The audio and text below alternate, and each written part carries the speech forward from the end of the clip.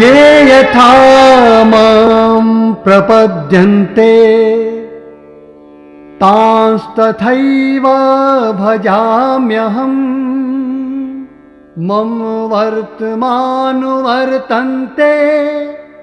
मनुष्याः पार्थ सर्वशः। हे अर्जुन, जो भक्त मुझे जिस प्रकार से भजते हैं मैं भी उनको उसी प्रकार से भजता हूं, क्योंकि सभी मनुष्य सब प्रकार से मेरे ही मार्ग का अनुसरण करते हैं।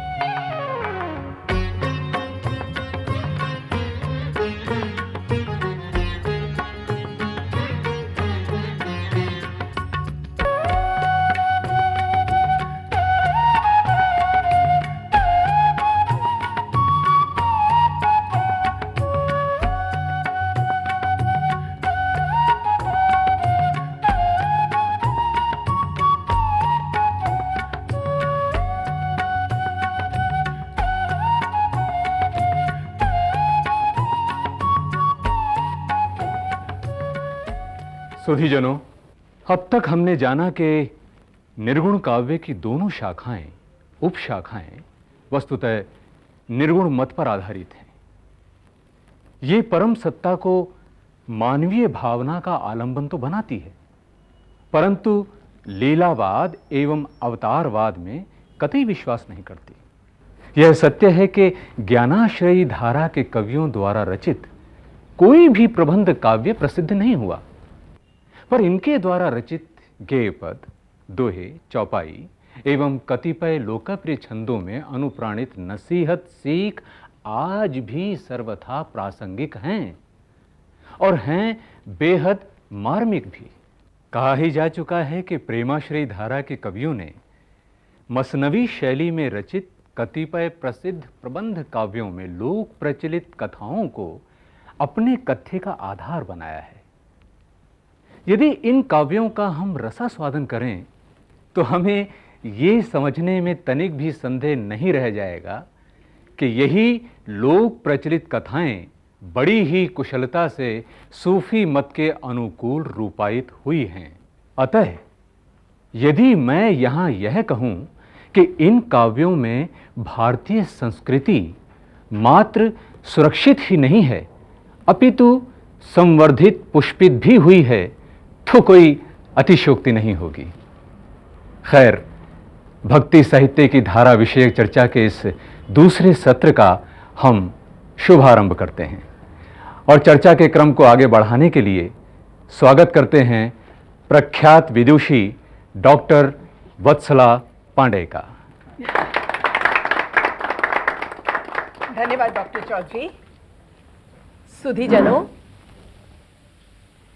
चर्चा के इस क्रम को आगे बढ़ाते हुए आज हम सगुण भक्ति धारा तथा इसकी कतिपय शाखाओं के बारे में चर्चा करेंगे।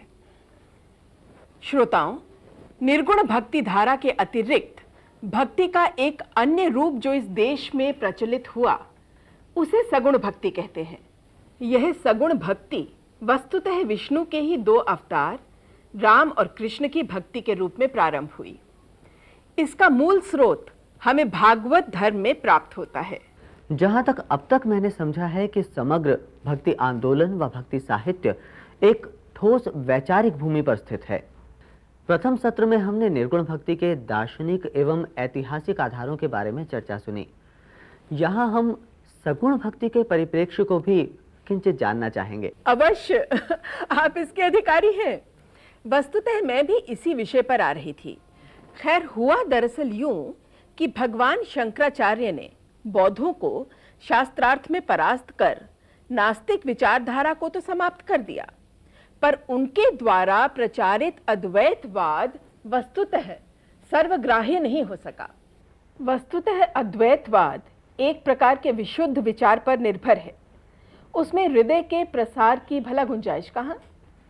आगे चलकर इसकी यही कमी परवर्ती आचार्यों को खटकने लगी। इसलिए अद्वैतवाद की भूमि पर विभिन्न प्रकार के मतों की स्थापना का एक क्रम चल पड़ा।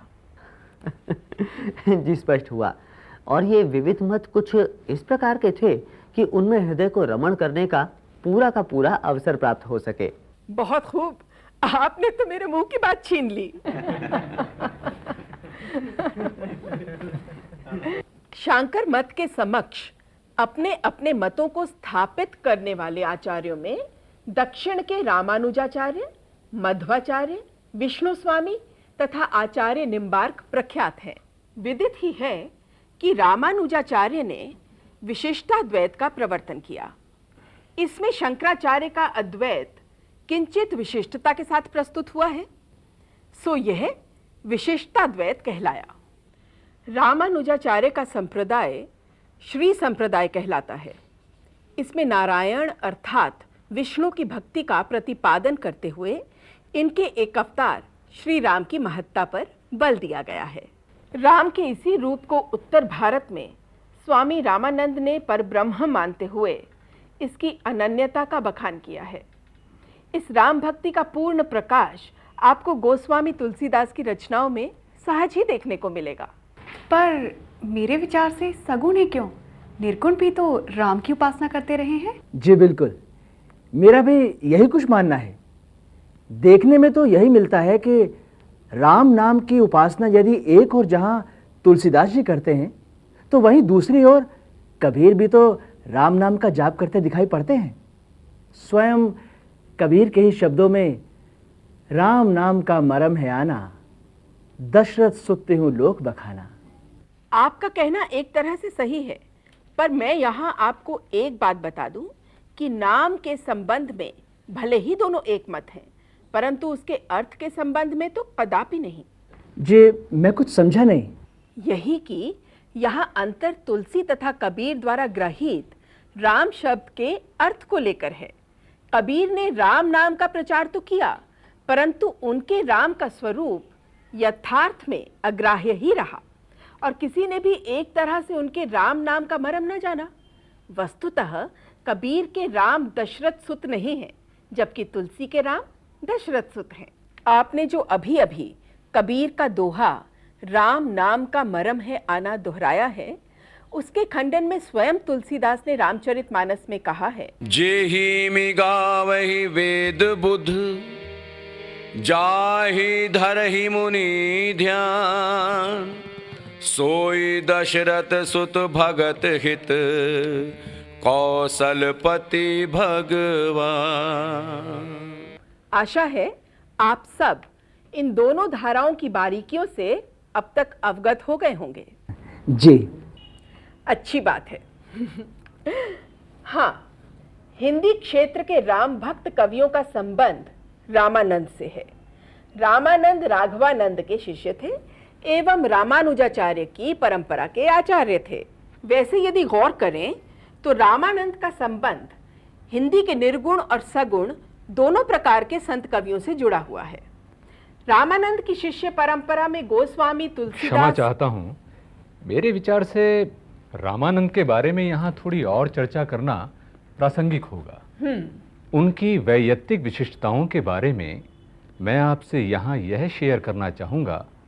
हालांकि रामानंद का कोई काव्य ग्रंथ नहीं मिलता, पर साहित्य के इतिहास में संस्कृत में रचित उनकी 2 प्रामाणिक रचनाओं का उल्लेख अवश्य मिलता है, और वे हैं वैष्णव मताब्ज भास्कर और श्री रामार्चन पद्धति। यदि मैं कहूं कि राम कथा के श्रेष्ठ हिंदी गायक तुलसीदास की वैचारिक भूमि के पीछे रामानंद का हाथ है, तो शायद गलत नहीं होगा। जी बिल्कुल। इसी राम भक्ति के सुमधुर वातावरण में तुलसीदास का आविर्भाव हुआ। इस संदर्भ में अभी थोड़ी देर पहले ही चर्चा हुई थी कि गोस्वामी तुलसीदास रामानंद की शिष्य परंपरा के ही थे। तुलसी ने अपने राम को लोक व्यवहार के क्षितिज के पास लाने की अनथक चेष्टा की। उन्होंने लोक धर्म और भक्ति साधना की एक समेकित प्रस्तुति की और उसी प्रकार से ही कर्म, ज्ञान और उपासना के मध्य एक प्रकार का अद्भुत सामंजस्य उपस्थित किया। यही कारण है कि गोस्वामी तुलसीदास को हिंदी का जातीय कवि कहा जाता है।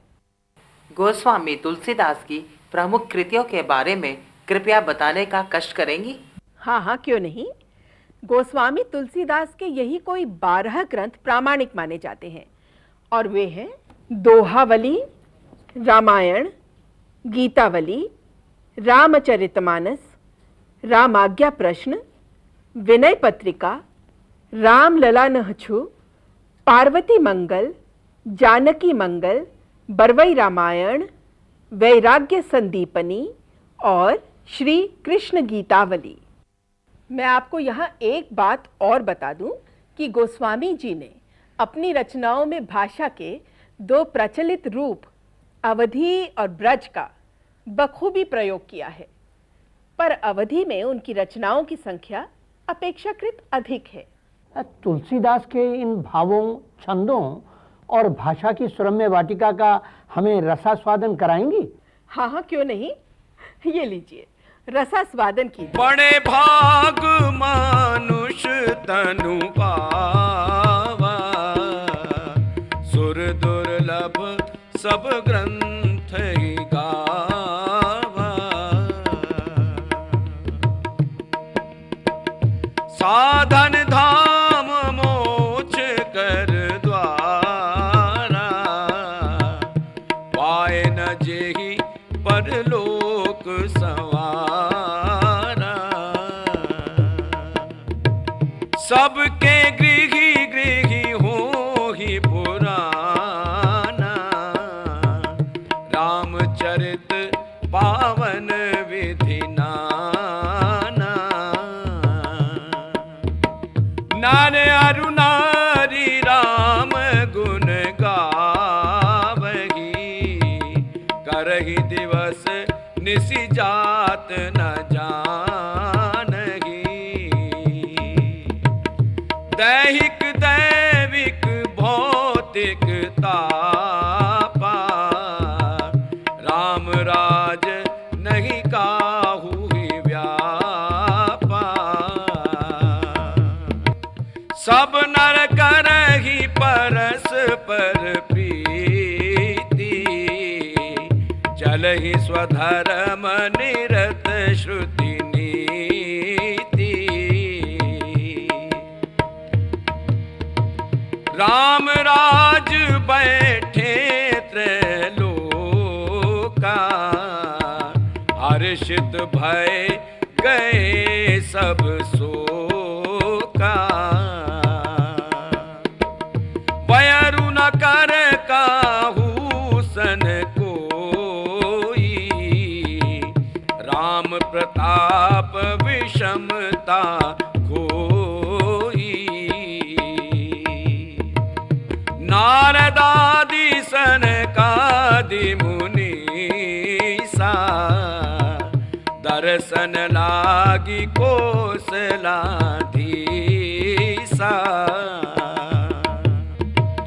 दिन प्रति सकल अयोध्या आवही, देखि नगर विराग बिसरावही। वाह वाह, सचमुच तुलसीदास तो सत्यम शिवम सुंदरम के अनूठे प्राणता थे। सुधीजनों, मन तो यही करता है कि तुलसी की इस काव्य साधना का और रसास्वादन किया जाए, परंतु इस समय चाय पान का समय होने जा रहा है। आप सब चाय पान के लिए सादर आमंत्रित हैं। आइए।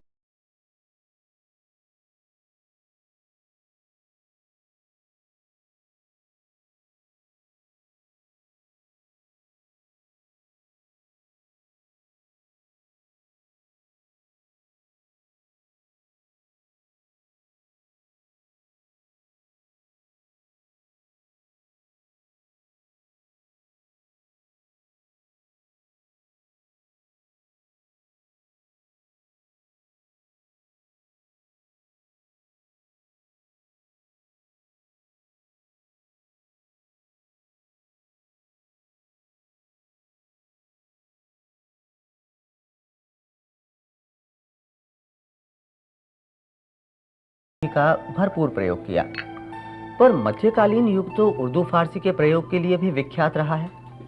तुलसीदास की भाषा में भी क्या इसका कोई प्रभाव आ पाया है?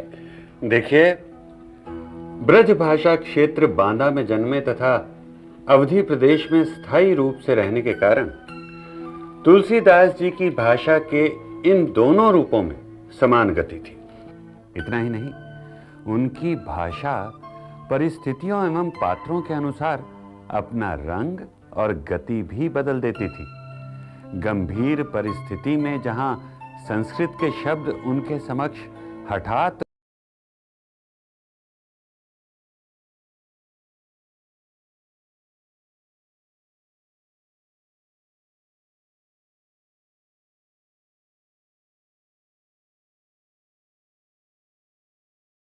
तिरछे नैनन। ये तो रही तत्सम देशज की बात। अन्य के बारे में मैं उसी पर आ रहा था। जी। वस्तुतः तुलसी के भाषा भंडार में बुंदेलखंडी, राजस्थानी, भोजपुरी आदि के भी शब्द देखने को मिलते हैं।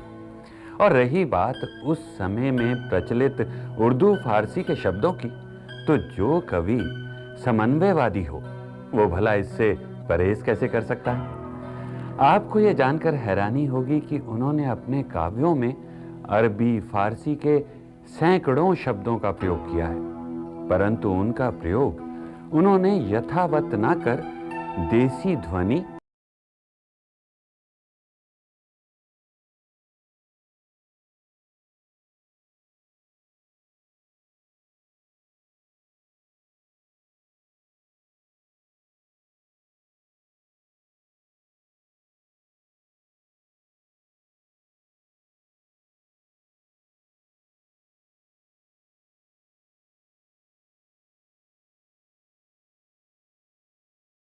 चौपाई, बरवे आदि का बोलबाला रहा है, अर्थात साहित्य पोएटिक फॉर्म में ही देखने को मिलता है।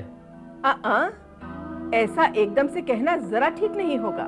मैं आपको बता दूं कि हिंदी परिवार में गद्य का उन्मेष कालक्रम से सर्वप्रथम राजस्थानी में प्राप्त होता है और राजस्थानी में गद्य परंपरा 13वीं शताब्दी से ही आरंभ हो जाती है, जबकि कुछ विद्वान इसका आरंभ अवधि में रचित दामोदर कृत उक्ति व्यक्ति प्रकरण से मानते हैं। यह 12वीं शती की रचना मानी जाती है, जो कि गद्य रूप में लिखी गई है। वहीं ब्रज भाषा में गद्य साहित्य का प्रारंभ 14वीं शती से माना जाता है, पर यदि प्रामाणिकता की दृष्टि से देखें तो इन भाषाओं का गद्य 16वीं शताब्दी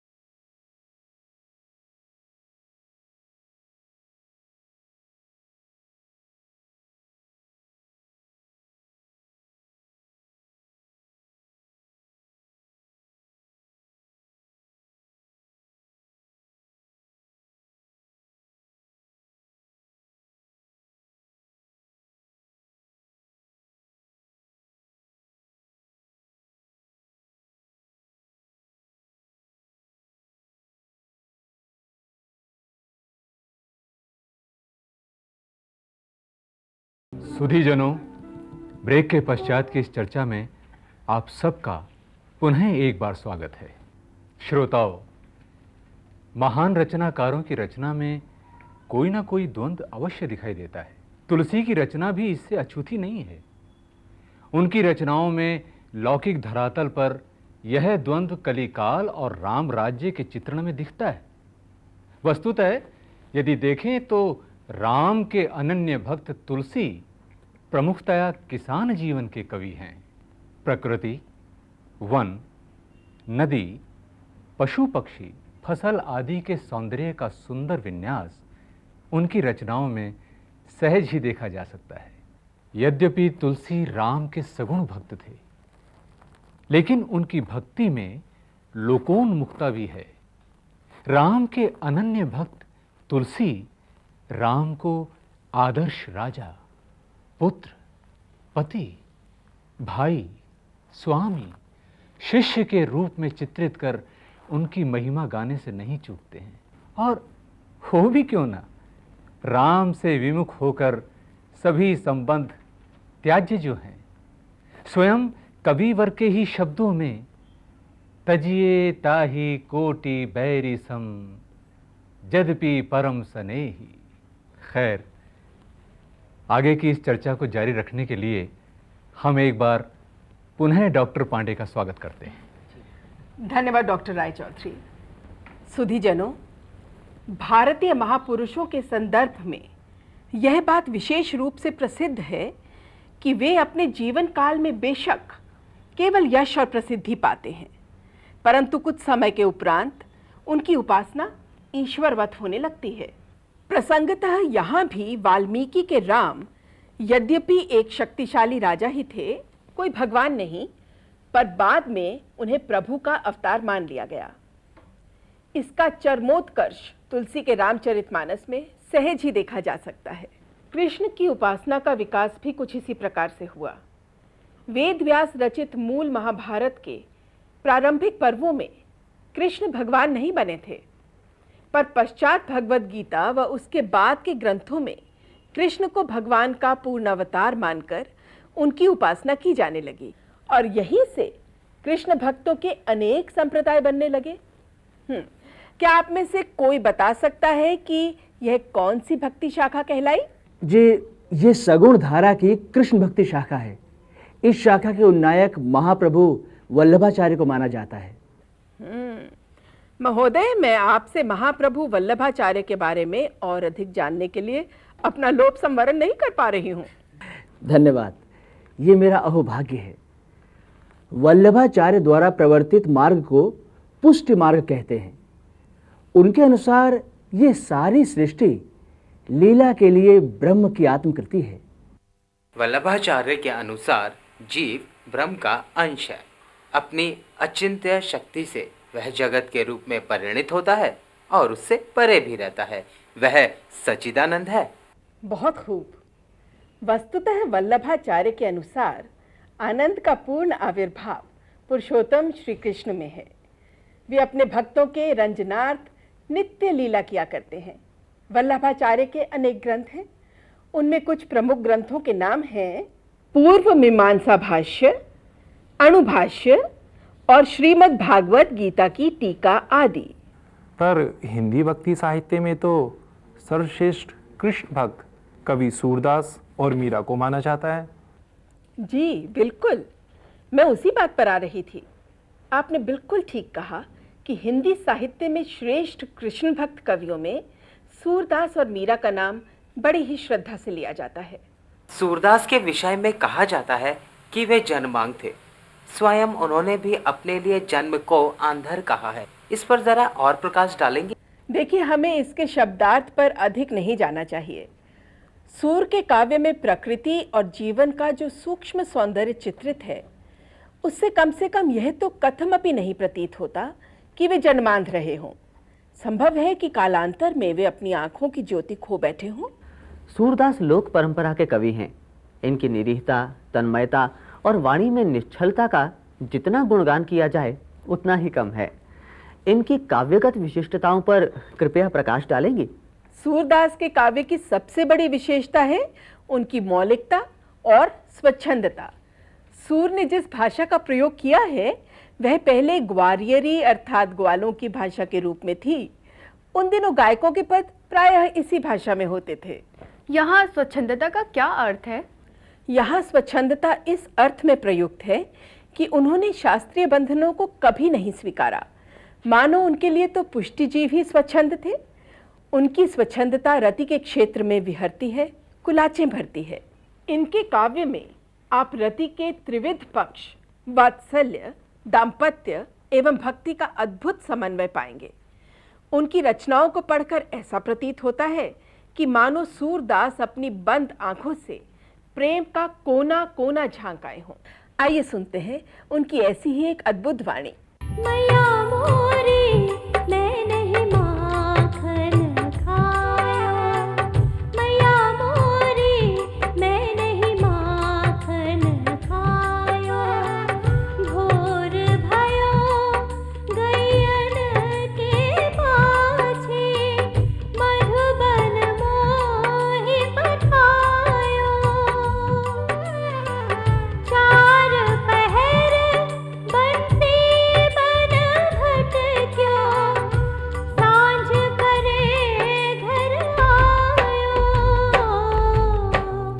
मैया मोरी मैं नहीं माखन खायो, मैया मोरी मैं नहीं माखन खायो।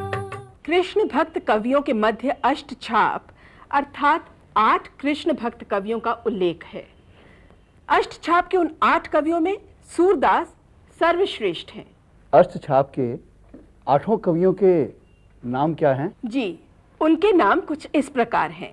सूरदास, कुंभनदास, परमानंददास, कृष्णदास, छीत स्वामी, गोविंद स्वामी, चतुर्भुज स्वामी एवं नंददास।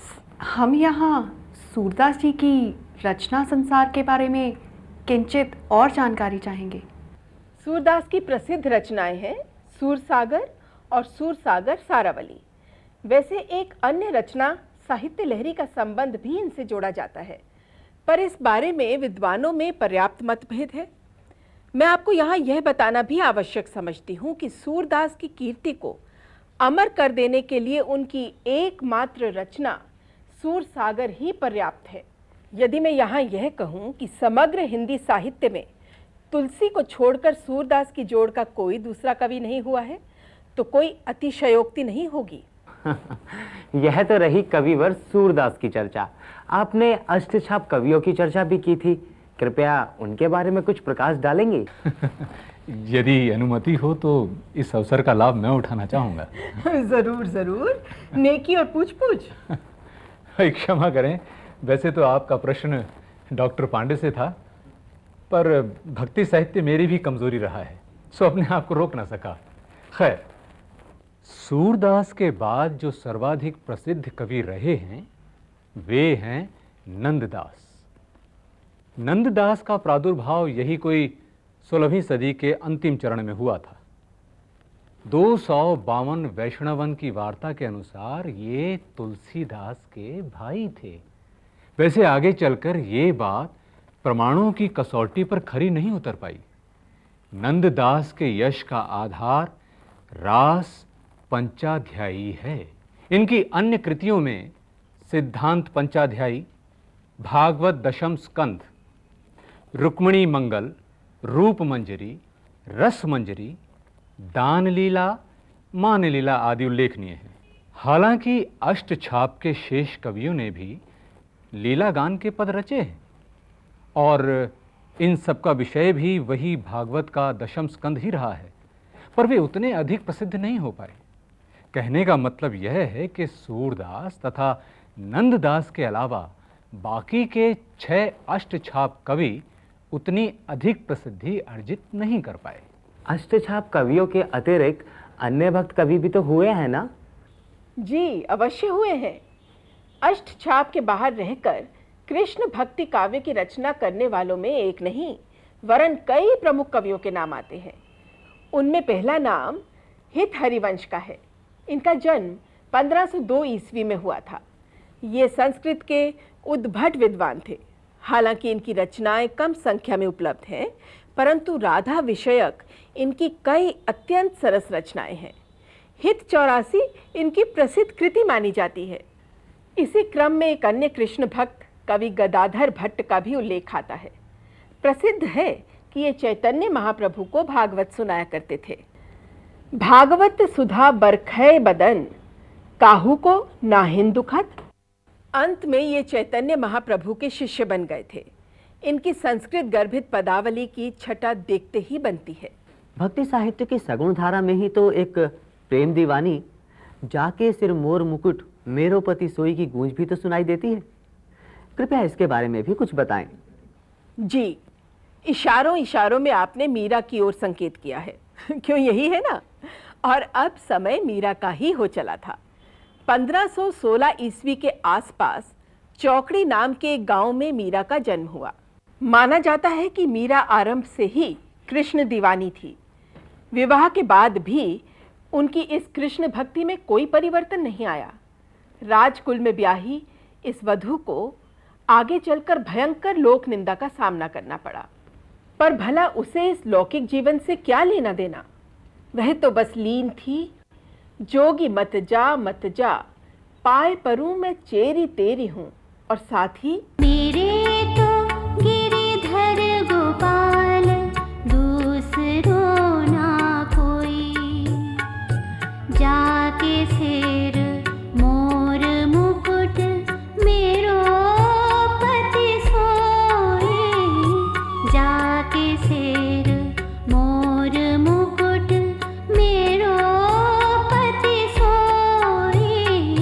मेरे तो गिरिधर गोपाल दूसरो ना कोई,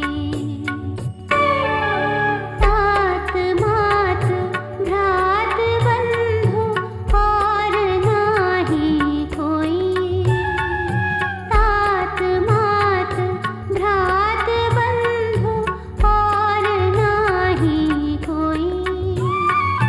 असुवन जल सींच सींच प्रेम मेल बोए, असुवन जल सींच सींच प्रेम बेल बोए। मेरे तो गिरिधर गोपाल दूसरो ना कोई। मीरा के पद उत्कृष्ट गीति काव्य के उदाहरण हैं। उनमें गेयता, संक्षिप्ति, सरलता, आत्म प्रक्षेप और भावना की तीव्रता आदि सब कुछ तो है। विरह मीरा के जीवन और उसके काव्य का सबसे बड़ा यथार्थ है। मीरा के काव्य पर निर्गुण सगुण दोनों साधनाओं का प्रभाव तो दिखता ही है। साथ ही नाथ संप्रदाय का भी प्रभाव उस पर सहज ही देखा जा सकता है। मीरा भक्त कवयित्री हैं। श्री कृष्ण उनके इष्ट हैं।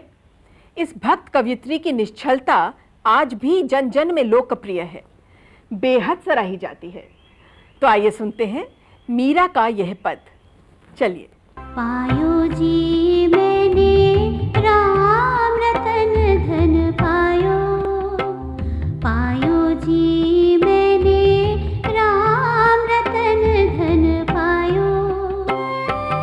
वस्तु अमोलक दी मेरे सतगुरु, वस्तु अमोलक दी मेरे सतगुरु। कृपा कर अपनायो, कृपा कर अपनायो। पायो जी मैंने राम रतन धन पायो, पायो जी मैंने राम रतन धन पायो। वाह, मजा आ गया। उस समय देश में मुसलमानों का साम्राज्य हुआ करता था। भक्ति साहित्य पर इसका कुछ ना कुछ प्रभाव तो अवश्य पड़ा होगा। जी, आप सही दिशा में सोच रहे हैं। इस समय के राजनैतिक परिदृश्य पर दृष्टिपात करें तो आप पाएंगे कि गुलाम वंश, लोदी वंश के अवसान के पश्चात मुगल राज्य की पतवार बाबर के हाथों में आ गई। मुगल वंश के बादशाहों में अकबर काफी उदार बादशाह माना जाता था। अकबर का शासनकाल संगीत, साहित्य एवं कला की दृष्टि से उन्नत था। इसी कालखंड में हिंदू भक्त कवियों के साथ कई कृष्ण प्रेमी मुस्लिम भक्त कवि भी हुए। कृष्ण प्रेमी मुस्लिम भक्त कवि, ये भला कैसे? हाँ, क्यों नहीं। क्या आप कविवर रसखान और रहीम के दोहों को भूल गए? आई सी। भाई, इस समय कवि तो कई हुए हैं, पर यहाँ मैं सुविधानुसार बस रसखान और रहीम की चर्चा मात्र कर पाऊंगी। रसखान के बारे में कहा जाता है कि ये वल्लभाचार्य के पुत्र गोसाई विट्ठल नाथ के शिष्य थे। रसखान लौकिक प्रेम से कृष्ण प्रेम की ओर उन्मुख हुए थे। रसखान ने कृष्ण का लीला गान सवैयों में किया है। उनकी प्रसिद्ध कृति प्रेम वाटिका का रचनाकाल 1614 ईस्वी माना गया है। रसखान के अलावा 16वीं शती में ही रहीम का काल भी माना गया है। अब्दुल रहीम खान खाना की गणना कृष्ण भक्त कवियों में ही की जाती है। रहीम सम्राट अकबर के सेनापति बैरम खां के पुत्र थे। रहीम की कई प्रसिद्ध रचनाएं हैं, जिनमें बरवई नायिका, रहीम दोहावली या सतसई, श्रृंगार सोरठा, मदनाष्टक, रास पंचाध्यायी आदि प्रमुख हैं। बहुत बहुत धन्यवाद डॉक्टर पांडे। सुधीजनों, भक्ति साहित्य की धारा विषयक इस दूसरे दिन की परिचर्चा में हमने सगुण भक्ति की कृष्ण मार्गी शाखा की विभिन्न प्रवृत्तियों एवं उनके भक्त साधकों के बारे में जाना। हिंदी साहित्य में भक्ति काल की लगभग 350 वर्षों की एक सुदीर्घ परंपरा रही है और काल विशेष में मेरी दृष्टि से शायद ही किसी अन्य भारतीय भाषा में इतनी बड़ी संख्या में श्रेष्ठ कवि हुए हों। साथ ही हिंदी भक्ति साहित्य में मुसलमान कवियों का योगदान भी अन्यत्र शायद ही कहीं आपको देखने को मिले। ये पवित्र भारत भूमि पर साधनाओं का अद्भुत समन्वय नहीं तो और क्या है। एक व्यापक मानवीय संवेदना के साथ साथ व्यवस्थाओं को चुनौती देने का ये स्वर निसंदेह आज भी न केवल साहित्य अपितु सर्वविध दृष्टि से श्रवणीय है, श्लाघनीय है और स्तुत्य भी। अपने इन्हीं शब्दों के साथ मैं इस चर्चा के समापन हेतु अनुमति प्रार्थी हूँ। आप सब यहाँ पधारे, इस हेतु सबका बहुत बहुत धन्यवाद।